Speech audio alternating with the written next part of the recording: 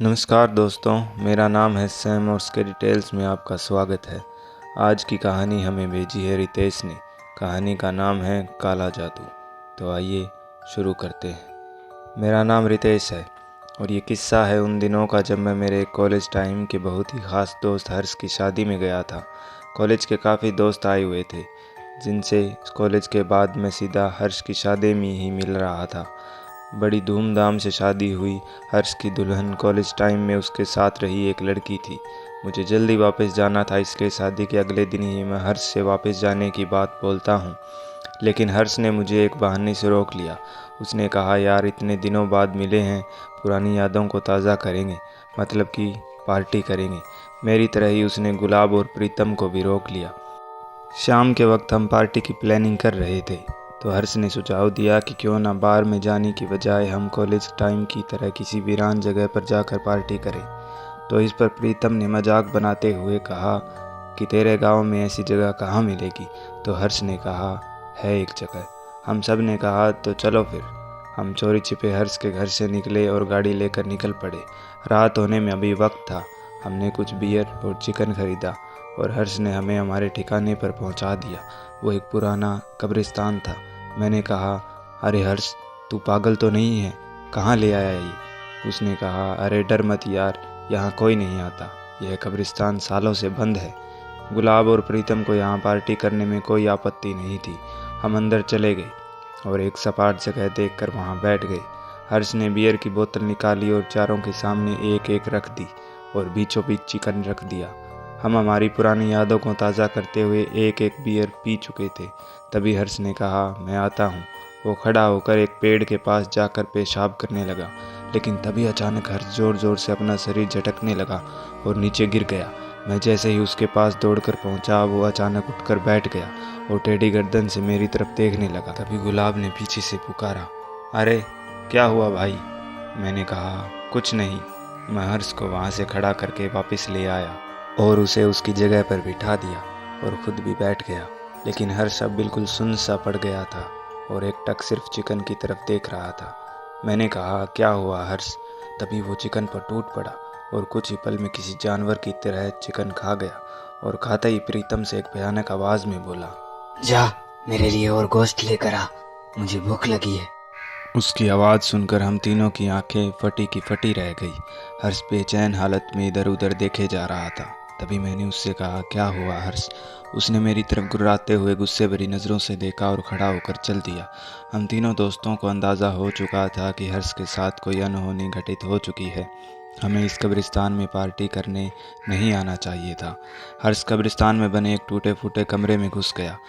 हम तीनों ने उस पेड़ के पास जहाँ हर्ष ने पेशाब किया था जाकर देखा तो वहाँ काफ़ी काली गुड़िया, नींबू मिर्च, नारियल पड़े थे और हर्ष का पेशाब गहरा काला खून बन चुका था। हम हर्ष के पीछे उस टूटे मकान में गए तो वहाँ हर्ष को देखकर प्रीतम और गुलाब ने तो उल्टियाँ कर दी। हर्ष एक कोने में बैठकर एक बड़े से चूहे का सड़ा गला मांस खा रहा था। हमें देखकर वो खड़ा हो गया। उसके मुंह पर उस चूहे का खून लगा हुआ था। प्रीतम और गुलाब उल्टियाँ करते हुए वहाँ से बाहर निकल गए, लेकिन मैं समझ चुका था कि हर्ष को हमारी ज़रूरत है। मैं धीरे से उसके पास गया और रुमाल से उसका मुंह साफ किया और उसे बाहर लेकर आया। हर्ष बार बार एक ही बात दोहराए जा रहा था कि उसे पीने के लिए खून और खाने के लिए मांस चाहिए। हमने उसे बहला फुसलाकर गाड़ी में आगे वाली सीट पर सीट बेल्ट लगाकर बैठा दिया। मैं गाड़ी ड्राइव करने लगा। प्रीतम और गुलाब पीछे वाली सीट पर बैठ गए। हर्ष कभी अपने हाथों को चाट रहा था तो कभी अपने घुटनों को, तो कभी एकटक गुस्से भरी नज़रों से मेरी तरफ देख रहा था। मैं सोच रहा था कि कल ही इसकी शादी हुई है और आज इसकी यह हालत देखकर इसकी पत्नी पर क्या बीतेगी। खैर, हम हर्ष को लेकर उसके घर पहुंच गए और हर्ष को गाड़ी से उतारा। सामने हर्ष के पिताजी खड़े थे। हर्ष के पिताजी बड़े ही ठंडे मिजाज के इंसान थे। उन्होंने मेरी बात इत्मीनान से सुनकर कहा कि इसे इसके कमरे में ले जाओ। हम तीनों हर्ष को उसके कमरे तक ले गए।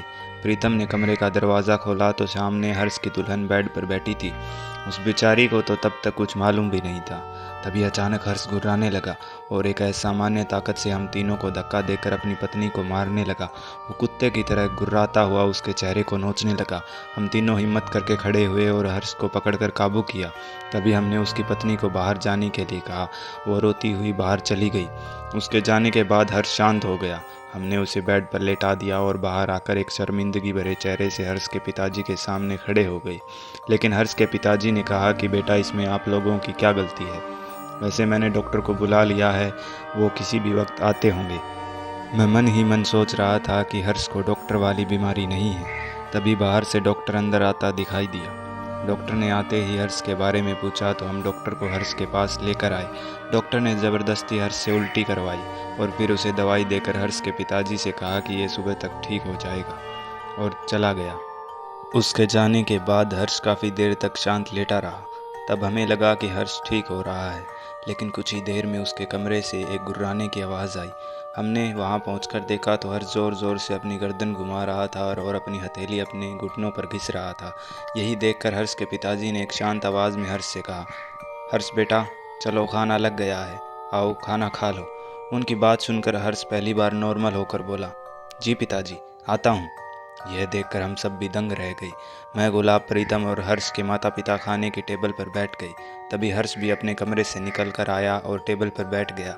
हर्ष के पिताजी ने बाहर से चिकन मंगवा रखा था, जो टेबल के बीचों बीच रखा था। हर्ष एक टक सिर्फ चिकन को घूरे जा रहा था। यह देखकर हर्ष की माता ने कहा, क्या हुआ बेटा? तभी हर्ष एक जानवर की तरह चिकन पर टूट पड़ा। हम तीनों दोस्तों ने मिलकर हर्ष को शांत करने की कोशिश की। तभी हर्ष एक भयानक आवाज में हमसे बोला, दूर हो जाओ मुझसे। तुम मुझे यहाँ से निकालना चाहते हो, मगर मैं नहीं जाऊंगी। उसका ये भयानक रूप देखकर उसकी माँ बिल्कुल सहम चुकी थी। हर्ष के पिताजी उसे संभालते हुए एक अलग कमरे में लेकर गए और हम तीनों हर्ष को उसके कमरे में लेकर चले गए। हर्ष के पिताजी ने अपनी बहन को बुलाया, जो एक तंत्र साधक थी।